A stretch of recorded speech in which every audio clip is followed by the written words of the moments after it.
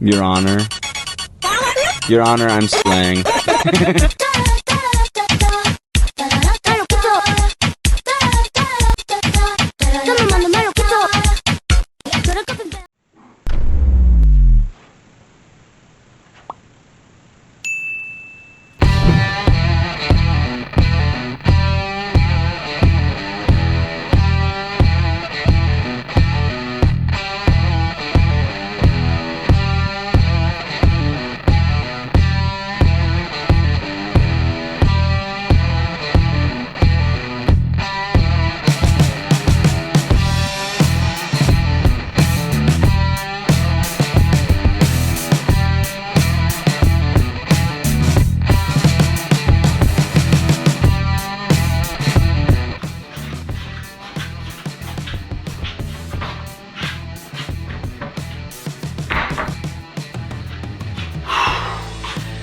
Alright guys, I got my wood pieces here. I got a 4x4 to make a fence post, and I got my pieces right there to create a new gate. I'm going to be creating a new, more solid, sturdy gate for over there. I think I might have told you. Make that a little bit more solid because it's sagging. Here, let me show you a little bit. Because I use an old fence panel instead of doing it the right way. So you can see it's, you know, it's sagging, it's crooked. So what I'm gonna do, I'm gonna take that fence post that I got, put it right about here, right about there, cut that section off, and then make from there on over a large swing out gate. So that is my plan. So what I'm gonna do in the next several weeks or so, I'm gonna frame it out with the 2x4s, get it to size, figure out what size I need and everything, and then go put it all together. I got brackets and all that stuff, put it all together, and then go buy the front panels to put across it. And basically the way I'm gonna do it is I'm gonna build the frame in the garage, go mount it out there, figure out how many pieces across I'm gonna need to buy, run up, grab the pieces, come back home, put them up, and I'll have a new solid, not flimsy, solid gate to get in my yard with a new lock on it. So that's my plan anyway. Going to put the Mazda back together. I'm glad I got that running so I didn't have to put it here in the Honda.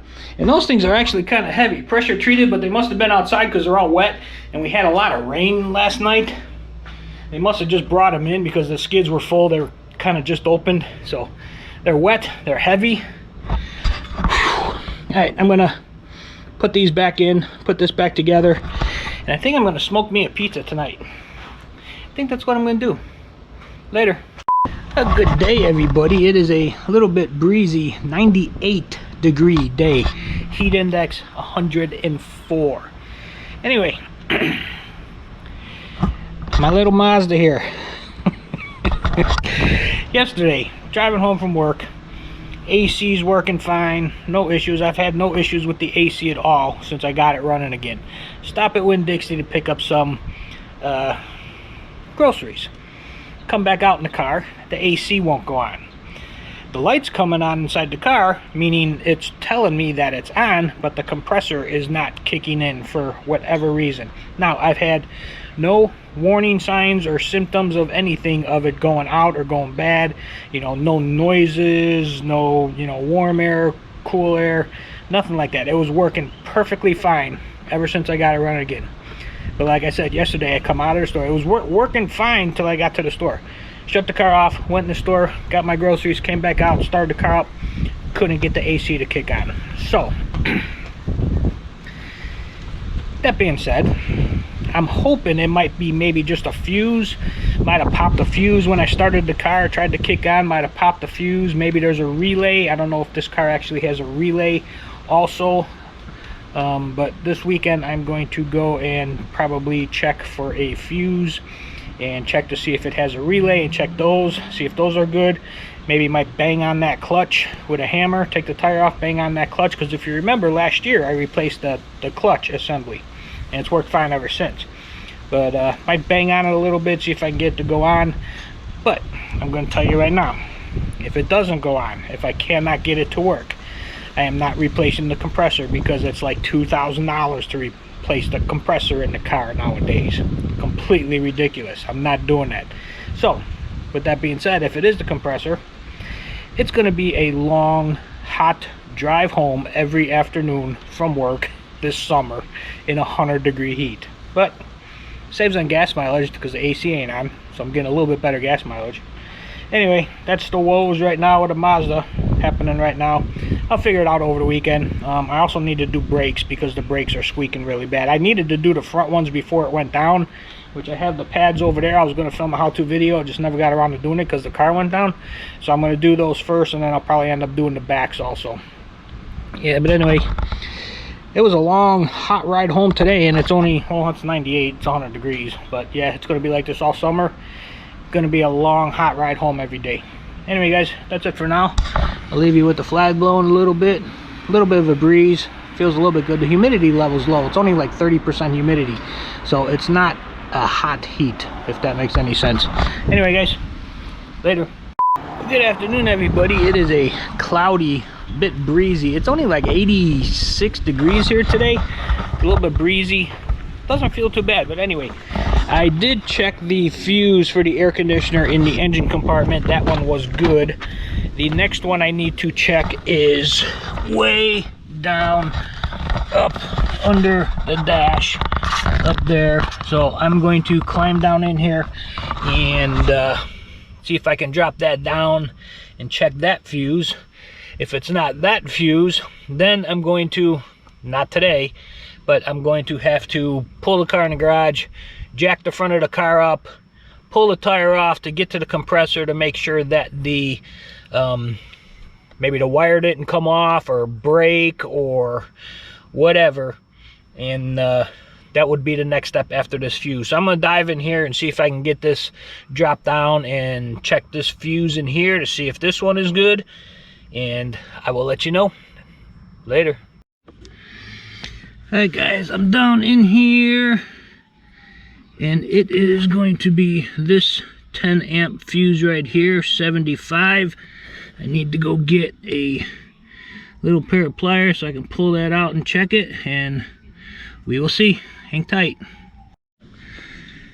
Alright, my body doesn't bend this easily anymore. Let's see. Nope, that is good. See it? Still together there. That is good. So it is not a fuse that is causing my issue. Alright. Oh. Alright, so that means next step, which, like I said, I'm not doing today. I need to get the car in the garage, jack it up, take the tire off, get to the compressor under there, and see if maybe a wire broke or wire came loose. If it's not that, I don't know what it is, and it's probably not going to end up getting fixed. Anyway, that's it for now, guys. I'm going to do a little bit more research on it, though. See if there's maybe something else that I don't know of that I'm missing. But anyway, I'm going to check that out in the next few days or so. I will let you know what happens. Anyway, I'm going to pop this fuse back in. I'm going to try it, see if maybe wiggling these fuses did anything. I doubt it, but we'll see what happens. Later, guys. Well, good afternoon, everybody. Today's project that I'm going to start, I have had this dash cam, a new one, that I'm going to put into the Mazda. Now, I've had this thing for several months. I was going to put it in the Mazda there before it died, and since I got it going now again. Now, it does have a front and a rear view camera, kind of like the same kind that I have in the Honda here, so I can get both views coming and going recorded in case anything happens. The one I have in the Mazda now is a front view camera only. Difference is that one has GPS on it, so it tells me my speed. This one does not, just has the date and time, and it'll show both front and back views. So what I'm going to start to do today, it's probably going to be a several day thing. I'm going to start putting the camera in the back of the car and starting to run the wire to the front. Once I get that all in and tucked in and all that stuff and up to the front, then I'll replace the actual dash cam in the front, plug the back one in, get everything all squared away and situated, and then that way I'll have a both front and back view coming out of the Mazda also, just like I do out of the Honda. So I'm gonna go ahead and dive in and start getting that in, getting it together, getting it hooked up. That's my project for today. Like I said, it's probably not going to get done today because running that wire from the back to the front is probably going to take a little bit. I got to take off some of the pillar covers and all that stuff to tuck the wire in going up to the front. So it's going to take a little while. It's hot out. I am just going to take my time doing it because, like I said, I already have the one in the front. I'll just keep using that one until I get this all hooked up. Anyway, that's what I'm going to do now. Later. Alright guys, well here's the rear camera. This is going to end up, I'm going to mount it there underneath the third tail light to film out the back window. I got the wire run down through this grommet right here into right above where this roof thing is. Here's the rest of the wire that I'm going to plug back into the plug here. But I have to take this down, take this off, and then just start running it all the way up the side there till I get to the front, and then run it across the front to the middle there where I'm going to put the dash cam. But you know what, I'm not going to start taking this all apart right now because it's starting to get a little bit late in the day. So I'm just going to leave this hang here, going to leave the wire back here in the back, and for today that is done. I think what I'm going to do is I'm going to end up maybe next weekend pulling the car into the garage where it's going to be a little bit cooler. It's not going to be as hot with the sun heating up the car and all that stuff. That way I can work on it inside the car, not be sweating my butt off. So I think that's going to now sit until next weekend. Here's all the other stuff for it. Actual dash cam, all this stuff. I'm just going to leave this out here. I will get to that next weekend, which when I pull the car into the garage, I will probably check the compressor wires underneath the car also at that point in time. It's going to be another week of driving without air. I could take the Honda. Just had it detailed. Love bug season is still here a little bit. I don't want to get bugs all over it again. But anyway, that's it for today. I'm going to relax for the rest of the day. In about an hour and a half or so, I'm going over by my buddy's house. He's got a big old brisket on his smoker that should be ready in about another hour or so. So I'm going to head over there, have a brisket dinner. And that's it for now, guys. Later. Well, good sunny afternoon, everybody. It is 94 degrees today, going up to 98 the next couple days. This weather is going to be... going to be a hot summer. I can already feel it. Anyway, a little bit aggravated right now. I got a feeling I'm in for a fight and a hassle going on. I'm trying to access my 401k account, and I tried calling the company that had it at the time when I was there. Now see, when I got laid off in March of 2020, you know, all the contributions and that stopped. The last statement I got from this company was in October of 2021. Haven't heard anything from them. Didn't really think much about it. You know, it's a 401k, you let it sit. So today I got off work a little bit early. We're a little bit slow right now. Got off work a little bit early, so I decided to call them because I wanted to try to find out how to get access to the account, to find out what my balance is and everything. Now, come to find out that my account was transferred to another company back in February of 2022. I got no information on that whatsoever. I got no letter, no email, no nothing. It's the first I've heard about it 2 years later. So the lady gave me a couple phone numbers and the information, you know, on who to call on that. I tried calling the one person, that number's disconnected. I tried calling the other person, got a hold of them. They said, oh no, I can't help you. All we do is do the transfer to the thing. We have no information on the actual account itself. And then she said to call your employer and you know, talk to them, maybe get a number through them. So I sent a message to my old boss saying, hey, I need to get in touch with your HR person, whoever it is now, about the 401k that was transferred back in 2022. I'm trying to get access to it and I have no information on it.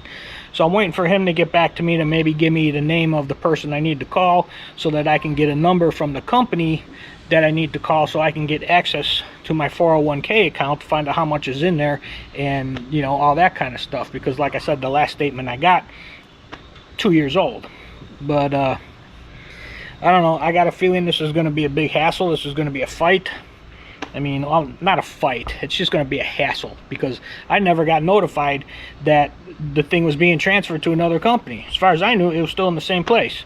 So that being said, I'm going through that process now of trying to find out where my money is at and who to contact and how to get a hold of to get access to my account so I can find out how much is in there and what's going on with it. So, kind of pain in the ass. I've been doing that the last hour. I'm done now. Hopefully he'll give me a text or a call back. I'll get in touch with him. I'll find out who it is I need to talk to eventually, but it's just gonna be a hassle. It's just gonna be a hassle. Nothing's ever easy on my end. Nothing's ever easy. But anyway, guys, that's it for today. I haven't picked this camera up in like almost 2 weeks. I just haven't had time to do a whole lot of stuff, but starting to get back into doing some stuff a little bit here and there. But that's, yeah, you'll see that coming up eventually. Yeah, anyway, guys, that's about it for now. Just wanted to let you know I'm a little bit aggravated with this whole situation here. I don't know why people can't do what they're supposed to do and, you know, send a letter notifying you or an email or anything would have been good. That at least I'd know it was being transferred and where it's at and who I can talk to. I got nothing, absolutely nothing. Oh well, that's it. Later, guys.